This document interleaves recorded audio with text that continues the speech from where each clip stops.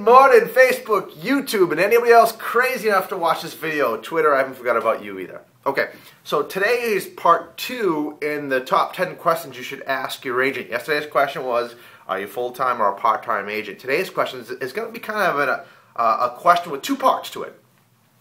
Part 1 is going to be, what, as you're interviewing these agents out there, and this obviously geared to sellers, what is your list price to sales price ratio? Let me cover this a little bit because this is important. I bring it up all the time when I'm in there. I mean, these questions were developed because, I know people asking these questions. I hear them all the time. And if you ask these questions, you're going to kind of sort out the good apples from the bad apples. So this question is going to be it really punches, and a lot of agents don't expect it. Now, the reason I came up with these questions is because, number one, I know you should ask them. I've been asked a couple of these before. So this question in particular is going to cut right to the center. What is your list price to sales price ratio? Meaning, when you list a house, let's say for $400,000, what do you sell it for? Is it close to what you think you can get? What is the actual sale price versus list price? And what you can do here is you can track how many price breaks they do. What this is going to separate is the people that tell you what you want to hear to get the listing and then beat you up week after week asking for price reductions. So they had to get 400, then they come back and say, nah, it's not really working, 390, 380, 370, 360, 350. When I went in there, they originally said, it's 350. And you were like, he sounds crazy, but this guy told me 4, so it sounded better. And then I found out after 6 months that, Deric is right, it's 350. Let me call him up. Hey, Deric, can you come list my property at 350? I'd love to, but that was 6 months ago. We're talking 320 right now.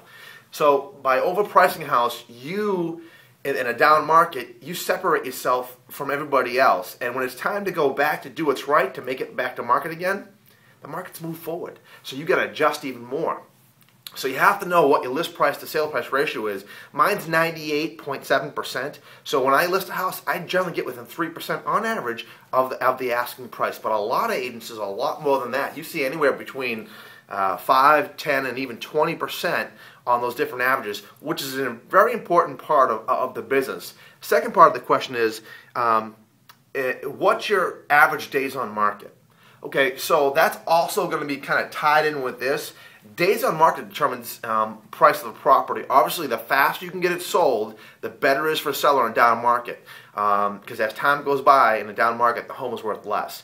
So what you got to do is have someone who's going to price it aggressively and get it sold rather quickly. Now, some people, they get scared. Well, they think they left some money on the table. And so, if you've done that, if you have a full price offer or over asking offer within the first 3 days. But as time goes by, 2-3 weeks, and you're not getting anything, or maybe a couple offers, 20 or 30,000 below what you're asking, well, you haven't done on the table, although sometimes it feels like that. But in this marketplace, it's important to know how long is the agent you have average days on market. Is this going to be a year process? You know what I mean? Do I got to make sure I order another birthday cake for when the time comes? I mean, how long am I going to be in a transaction with this person, and how long do they want to list my property for? Because if their average days on market is say 325 days, I'm not excited about working with that person.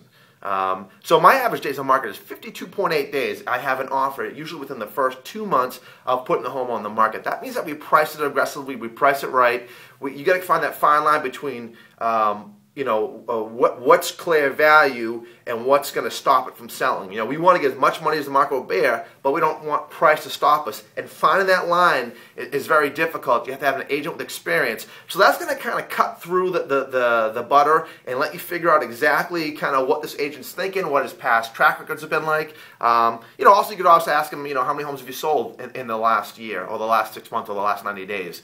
Any one of those are all going to be sort of tied together in one main question, which is going to be, hey, what was your list price to sale price ratio last year? And how close did you get when you were asking?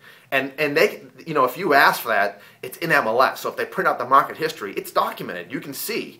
So I would ask that, how much your average days on market, and if you want to throw in how many did you sell in the last year, 6 months, 90 days, that's fine as well. So other than that, if you have any questions at all, feel free to call me, 508-326-5320. Email me, I'll get back to you. We got a ton of questions yesterday from the podcast, so I'm going to try to get to all those for you, and I'll answer them all in email format. Any questions, give me a call, email me. I'll see you tomorrow. Thanks.